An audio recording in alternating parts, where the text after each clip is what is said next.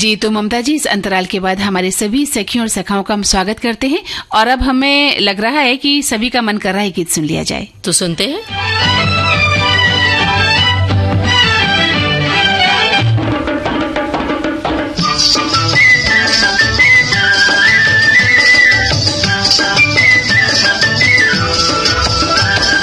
पंछी बनूं उड़ती फिरूं मस्त गगन में, आज मैं आजाद हूँ दुनिया के चमन में। पंछी बनूं उड़ती फिरूं मस्त गगन में, आज मैं आजाद हूँ दुनिया के चमन में।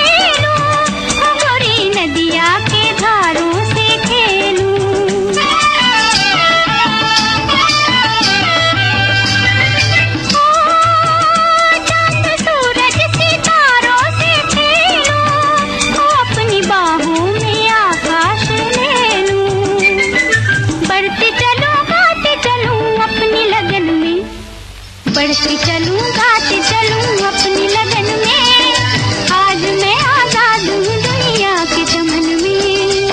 पंछी बनूं उड़ती फिरूं मस्त गगन में, आज मैं आजाद हूँ दुनिया के चमन में।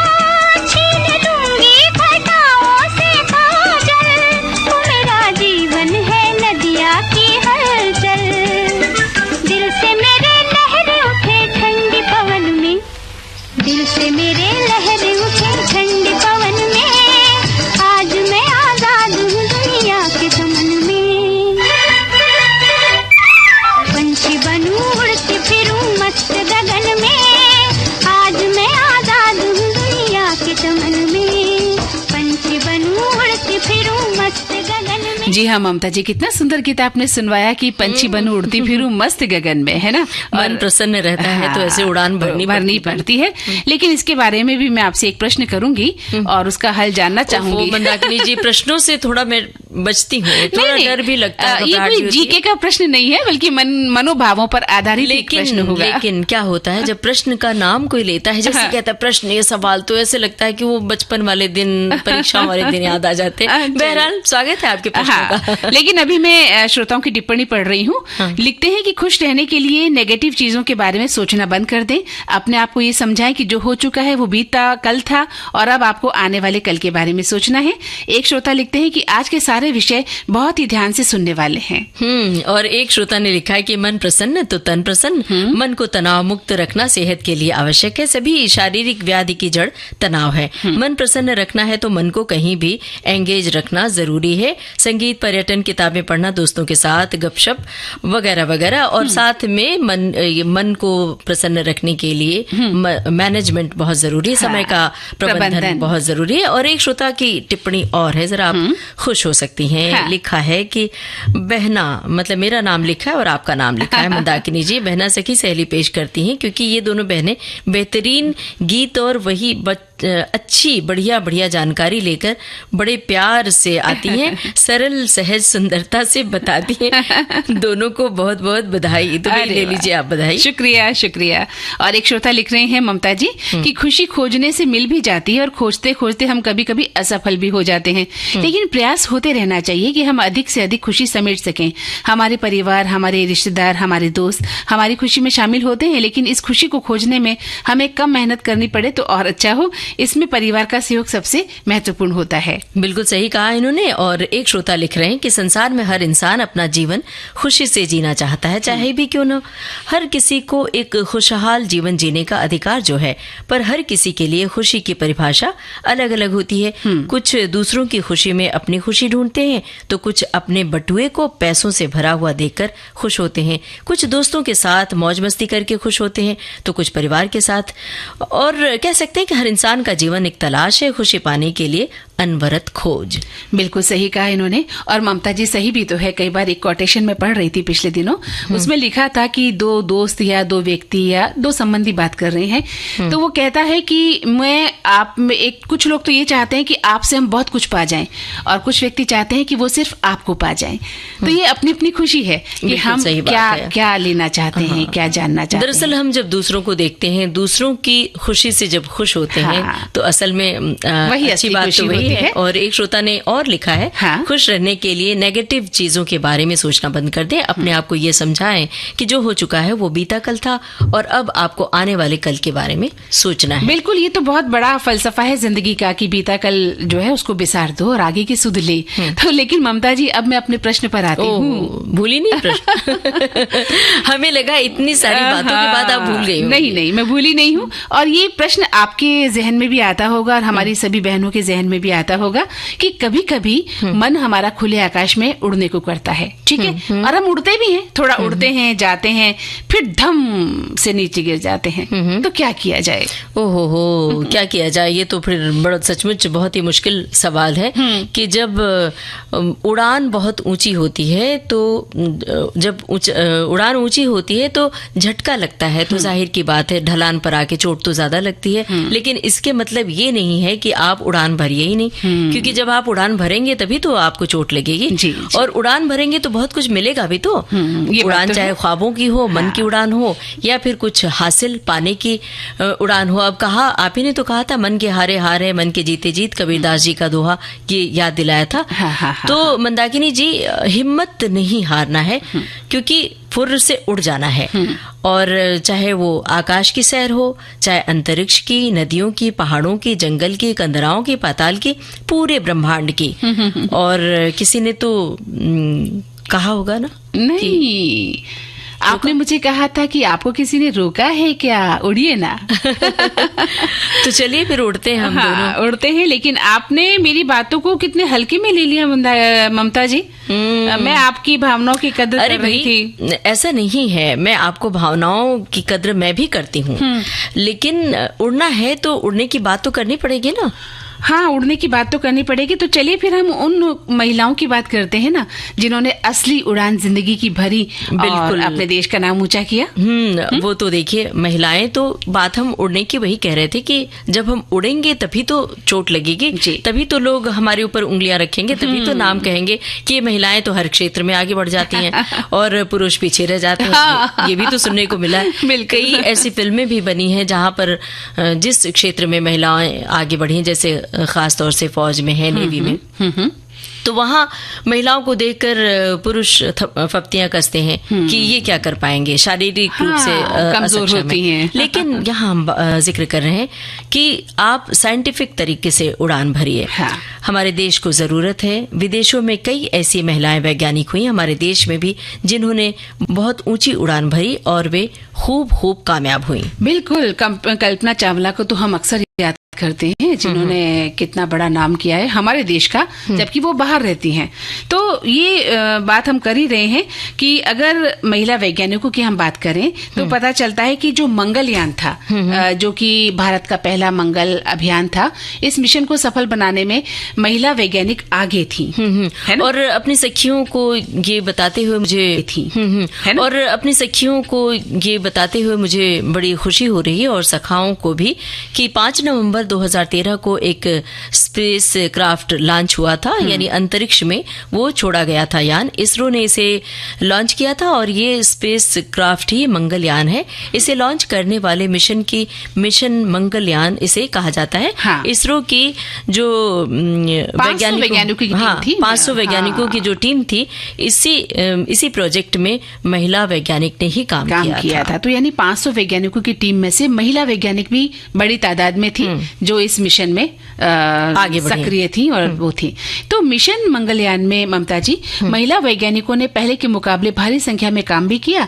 करीब 27% अहम पद महिला वैज्ञानिकों ने संभाले, और इन्हीं महिलाओं में 5, 6, 7, 8 महिला वैज्ञानिक प्रमुख भी थी। कुछ के नाम बता देते हैं, जैसे कि ऋतु करिघाल, अक्षता कृष्णमूर्ति, मोमिका दत्ता, नंदिनी हरिनाथ और BS किरण। मंगलयान भारत का पहला मंगल अभियान था। इस मिशन की सफलता के बाद कई लोगों ने भारत के महिला वैज्ञानिकों को मंगल ग्रह से आई महिलाएं भी कहा था। बिल्कुल सही कहा था कि जैसे कोई वो मंगल ग्रह से उतरी कोई बहुत बड़ी विभूति थी, तो कहना लाजिमी भी था। और सबसे बड़ी बात कि जो ऋतु करिघाल थी, इसरो में वरिष्ठ वैज्ञानिक हैं और इन्होंने मार्स ऑर्बिटर मिशन को साकार करने में महत्वपूर्ण भूमिका निभाई।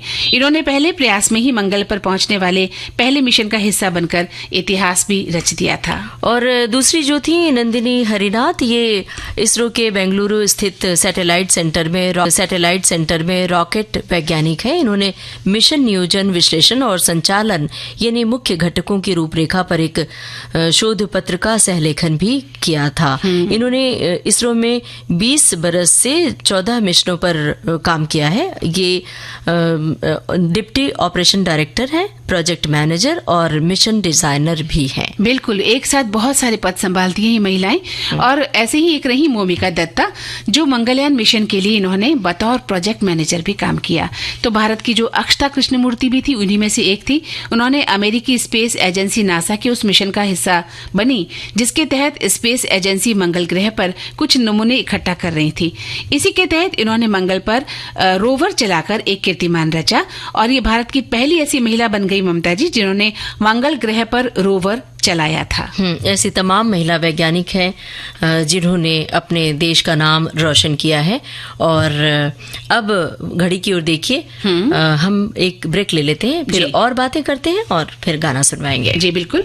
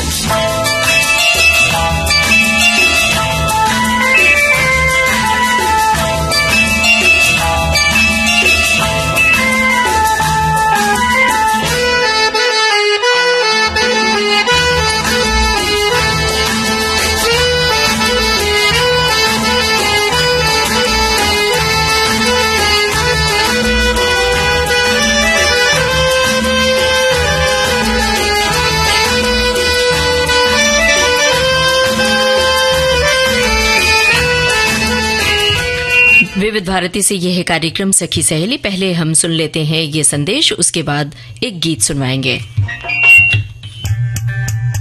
विविध भारती पर धूम मचा रहा है हेलो फरमाइश। मुद्दत से दूर थे तुम हम, एक जमाने के बाद मिलना अच्छा लगा।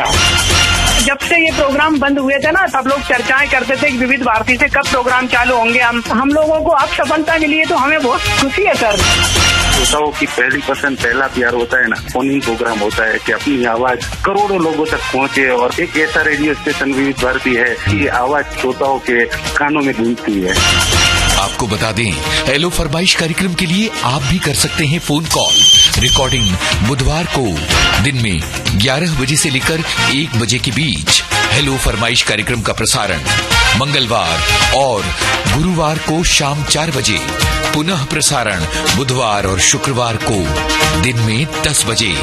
विविध भारती पर हेलो फरमाइश।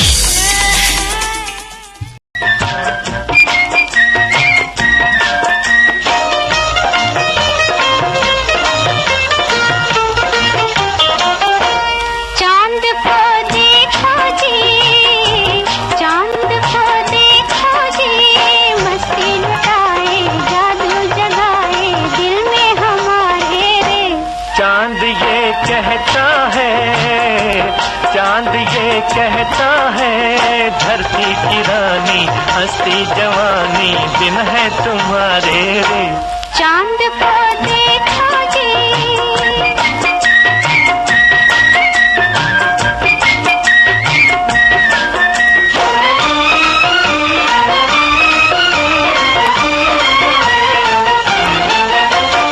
पहली नजरिया तोरी दिल मेरा ले गई गोरी।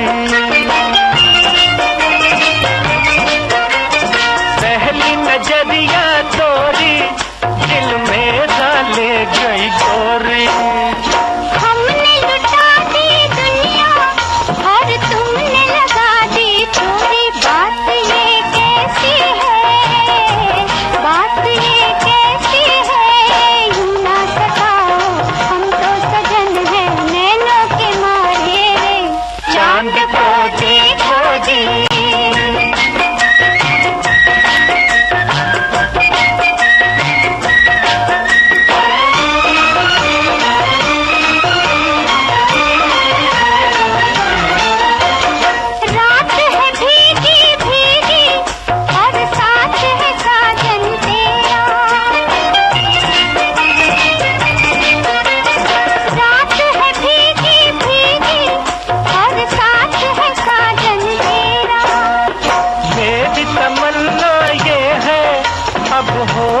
कभी सवेरा। रात ये तेरी है, रात ये तेरी है, तारों की टोली नीले गगन से यही पुकारे रे। चांद को देखो जी,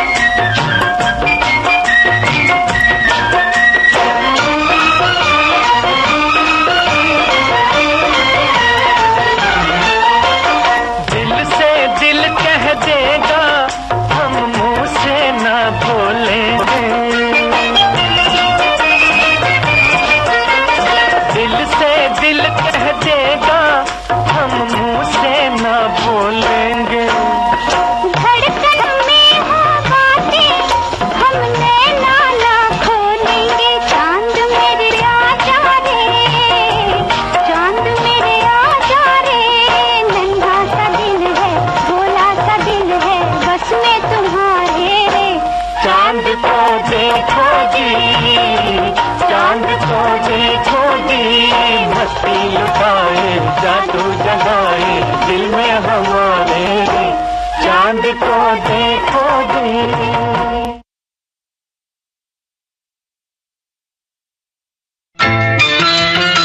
विविध भारती पर हर रोज दिन में 1 बजे विविध भारती की गीत माला आपके साथ। जन्म जन्म का साथ है तुम्हारा। इस कार्यक्रम में हर पायदान पर होगी आपकी भागीदारी। हम और तुम, तो हम और आप पिरोएंगे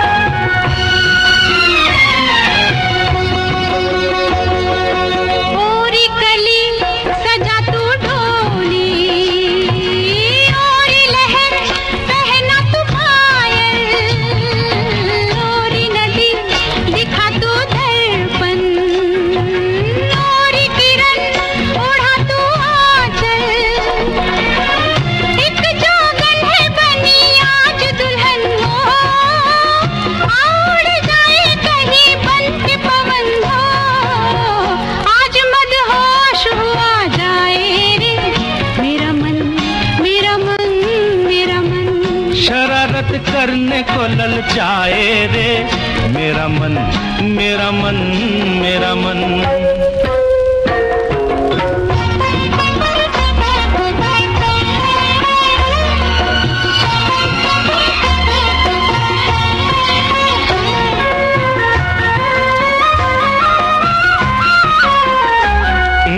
यहाँ हमें जमाना देखे तो आओ चलो कहीं छुप जाए। अच्छा यहाँ हमें जमाना देखाए। अच्छा यहाँ हमें जमाना देखे आओ चलो कहीं छुप जाए। भीगा भीगा नशीला दिन है कैसे कहो प्यासे रह पाए। तू मेरी मैं हूँ तेरा तेरी कसम हो। मैं तेरी तू है मेरा मेरी कसम हो। आज मदहोश आ जाए रे मेरा मन मेरा मन मेरा मन। शरारत करने को ललचाए रे मेरा मन मेरा मन मेरा मन।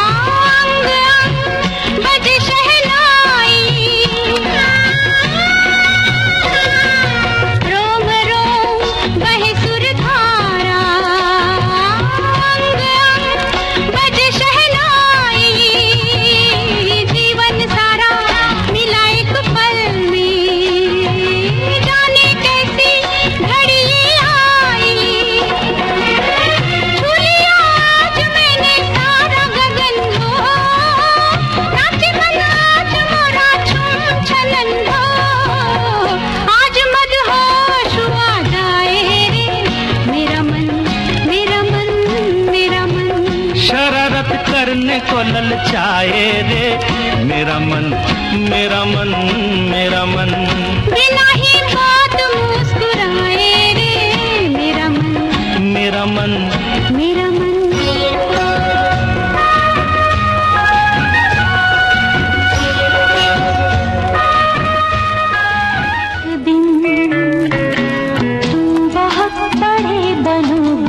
स्टार्टअप और उससे जुड़े मुद्दों पर आपको जानकारियां देंगी प्रियांशी चौकसी। हर एक स्टार्टअप के लिए सबसे इम्पोर्टेंट चीज होती है फंडिंग, क्योंकि रिसोर्सेज के बिना आप काम शुरू ही कैसे कर सकते हैं। तो फंडिंग में 3 टाइप के फंडिंग होते हैं। एक होता है बूटस्ट्रैप, जहाँ आप खुद के पैसे डालते हैं। तो मेरा स्टार्टअप एक्चुअली बूटस्ट्रैप है।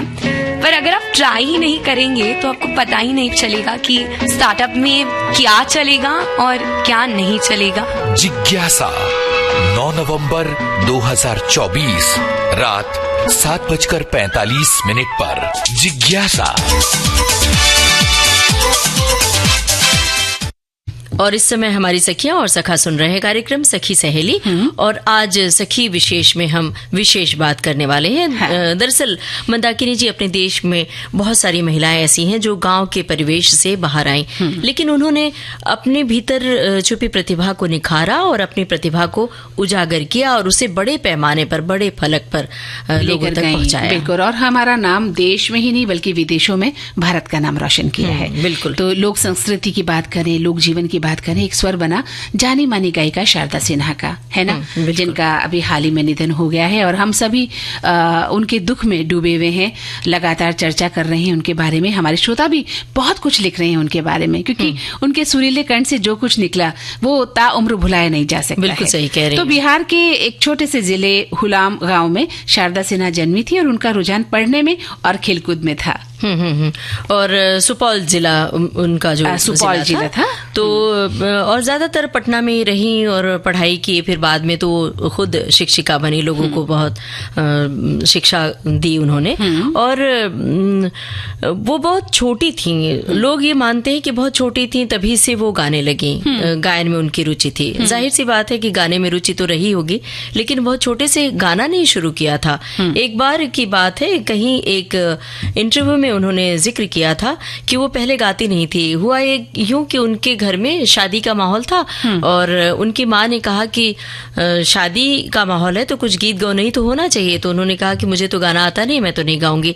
तो उनके भाई की शादी थी, तो माँ ने कहा कि भाई की शादी है और गाना नहीं गाओगी तो नेग कैसे मिलेगा। नेग यानी कि जो जब भाई बारात से लौटते हैं तो द्वार छिकाई का रस्म होती है और ऐसी तमाम छोटी छोटी रस्म अदायगी होती है जहाँ पर बहन को नेग दिया जाता है कि भाई पैसे या कुछ उपहार देता है ना, और बहन को उम्मीद भी होती है कि भाई एक बहुत अच्छा नेग देगा। और डिमांड भी करती हैं बहनें।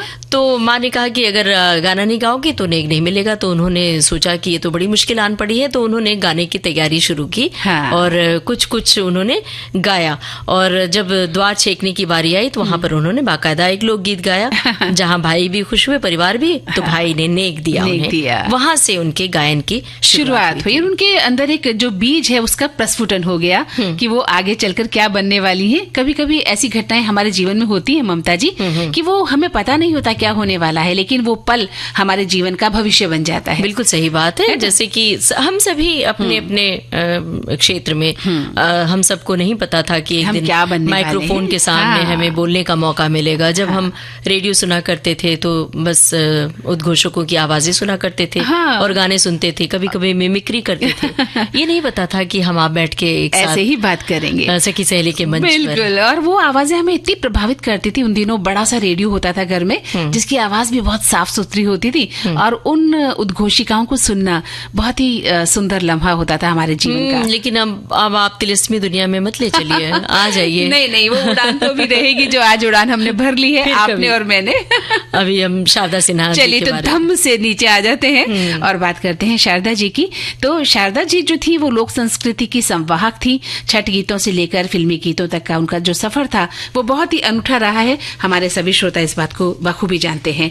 और उनके जीवन का एक हिस्सा भी जुड़ा हुआ है आकाशवाणी से था और प्रेम का रहा है बहुत। आकाशवाणी से वो प्रेम करती थी और एक हिस्सा उनके संगीत का है। तो उनके संगीत का जो पक्ष था वो बहुत विशाल रहा है। उनके गाए छठ गीत, मगही गीत, मैथिली गीतों ने हमारी सांस्कृतिक धरोहर को संजीवनी दी है और उसे बहुत बड़े फलक पर लेकर गई हैं वो। जी बिल्कुल। और लोग उनके गाने की कॉपी करने की कोशिश करते हैं। आने वाली पीढ़ी उनके लोकगीतों को गाने की कोशिश करते हैं और लोगों तक पहुंचाने की कोशिश। उनके गायन का सफर पटना आकाशवाणी से शुरू हुआ था। ये वो गौरवशाली आकाशवाणी केंद्र रहा है जिसकी शुरुआत विंध्यवासिनी देवी के स्वर से होती है। 26 जनवरी 1948 को जब पटना केंद्र का उद्घाटन सरदार वल्लभ भाई पटेल की उपस्थिति में हुआ था तो वहां विंध्यवासिनी देवी ने एक लोकगीत गाया था। उसके बाद उसी पटना आकाशवाणी से शारदा सिन्हा का स्वर गूंजने लगा। जी हाँ, बिल्कुल सही कहा आपने। इतनी शानदार शुरुआत थी शारदा सिन्हा जी की।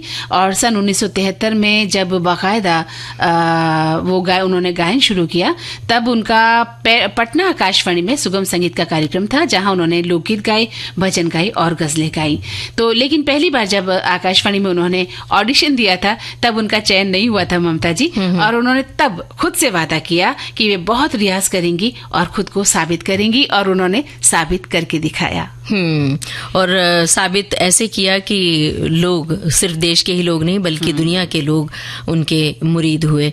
आपको मैं उनके चाहने वालों की इतनी लंबी तादाद है, इसकी एक आंखों देखा हाल मैं आपसे बयां करना चाहती हूँ अपने श्रोताओं से भी कि अभी 15 अक्टूबर 2022 की बात है। मुंबई के चौहान सेंटर में एक कार्यक्रम था पासवाने अदब, जहां उन्हें आना था। उनकी संगीत संध्या को ये नाम इनाम दिया गया था और उन्हें आमंत्रित किया गया था। तो शारदा जी के आने की सूचना मिल गई थी मुंबई वासियों को और वहां पर बाकायदा समय लेकर लोग पहुंचे। और हम अपनी बात भी यहाँ पर साझा करना चाह रहे हैं कि थोड़ा सा विलंब हो गया था हमें समय पहुंचने में, क्योंकि मुंबई के ट्रैफिक के बारे में बहुत सारे लोग जानते हैं। जो नहीं जानते उनके लिए बता दें कि ट्रैफिक का आलम बहुत बुरा होता है और इसका एक हम तोड़ निकालते हैं कि मुंबई के लोकल ट्रेन से हम जहाँ पे जल्दी पहुंचना हो तो लोकल ट्रेन की यात्रा करते हैं। और मेट्रो का निर्माण वहां पर उस समय हो रहा था, तो इसकी वजह से डाइवर्जन बहुत सारा हुआ था। लेकिन हम लोकल ट्रेन से उस दिन नहीं गए, बल्कि हमने गाड़ी ही चुनी कि कार से जाना है। और जब पहुंचे तो ऐसा लगा कि हमारा प्रोग्राम तो छूट जाएगा काफी सारा और हम बहुत ज्यादा लेट हो गए हैं। लेकिन वहां जब पहुंचे तो पता चला कि उल्टा मामला है। शेड्यूल बहुत ज्यादा लेट है। उसके पहले एक कार्यक्रम था, वो कार्यक्रम बहुत विलंबित था, काफी लंबा खिंच रहा था और इस चक्कर में आधी रात हो चुकी थी। मतलब 12 बज चुके थे और 12 बजे के बाद उनका कार्यक्रम शुरू हुआ। और हम सब ये सोच रहे थे कि अगले दिन दफ्तर जाना है, हमें भी जाना है सभी को। तो ये सारे लोग कहाँ रुकेंगे, चले जाएंगे। लेकिन जब हॉल में गए तो पता चला पूरा हॉल खचाखच भरा है। और जब उनके गायन की शुरुआत हुई, लोगों के तालियों की गड़गड़ाहट से हॉल बिल्कुल गूंज रहा था। और उनकी बेटी, शारदा जी की बेटी वंदना भारद्वाज भी साथ में थी। तो क्या समा बांधा था कि उसके बारे में बयां करना तो बहुत मुश्किल बात है। खास बात यह कि तकरीबन 2, 2:30, 3 बज गए थे और मतलब लोग वैसे ही उत्साह और उमंग के साथ बैठे रहे। तो ये होती है कला और ये है कलाकार का तप जो उन्होंने किया, तप जो उन्होंने अपने आप को तपाया, साधना की, तब जाकर वो इतनी बड़ी तादाद में लोगों को अपने सामने बिठा पाई। ये आसान नहीं होता ममता जी। बिल्कुल। और तो और जब कुछ ऐसे लोकगीत गाए जो बहुत ही तेज गति वाले थे, जिसमें म्यूजिक थोड़ा तेज था, तो लोग अपनी सीट से उठकर मंच के पास जाके नृत्य भी करने लगे, नाचने लग जाते हैं। उन्हें पता ही नहीं लगता कि क्या हो रहा है। तो हम सभी जानते हैं श्रोताओं कि कोई भी छठ पूजा हो, कोई भी विवाह समारोह हो, मुंडन संस्कार हो या कोई अन्य संस्कार, कोई भी समारोह उनके गाए गीतों के बगैर पूरा होता ही नहीं। और उनके गाए लोकगीत हम सब कैसेट में भरवा कर भी लाते हैं और विवाह जैसे मौके पर बजाते हैं और साथ में खुद भी गाते हैं और नृत्य करते हैं। जैसा कि आपने कहा कि लोग बाग वहां नाचने लग गए थे। जब कैसेट का जमाना था तो बाकायदा कैसेट भरवाने के लिए जाया करते थे हम। बिल्कुल सही बात है। और शारदा सिन्हा जी के जो गाए गीत थे, उनका जो स्वर था ममता जी, जनमानस का स्वर था, हम सबका स्वर था। उनकी सौंधी मिट्टी की महकती उनकी आवाज हमारे साथ आज भी है, हमारे साथ हमारे कानों में गूंज रही है। उनके लोकगीतों में बिहार से लेकर पूरे देश का जो है कहते हैं ना प्यार बसा है। उनकी लोक संस्कृति, लोक गायन बसा हुआ है। तो आपने जिक्र भी किया, शारदा सिन्हा नहीं रही, अब इस फानी दुनिया में विदा ले ली है, लेकिन उनका स्वर हम सबके दिलों में हमेशा रचा बसा रहेगा। उनकी बातें, उनका जो हर व्यक्ति से लगाव था, जुड़ाव था, स्नेह, हर कोई अपने साथ संजो कर रखेगा। जी बिल्कुल।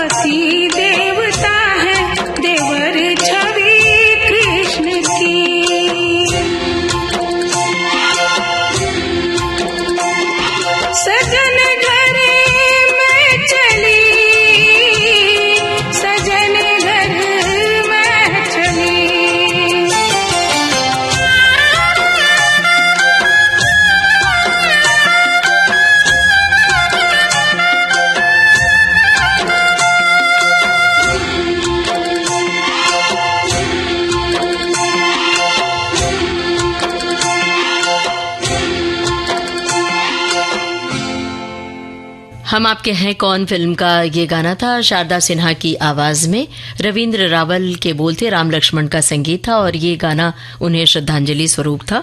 और देखिए ना मंदाकिनी जी, आज तो ऐसा लग रहा है चुटकियों में हमारा समय निकल गया और कैसे 1 घंटा बीतने को हो गया पता ही नहीं चल रहा है। और चुटकियों में बनाए स्कूल और ऑफिस के प्रोजेक्ट, ये कैसे अभी बना सकते हैं? अब चुटकियों में तो ये बनेगा नहीं। वैसे तो बात अब समझाने वाले थे कि चुटकियों में बना ले, लेकिन श्रोताओं से कहते हैं कि अगली बार इस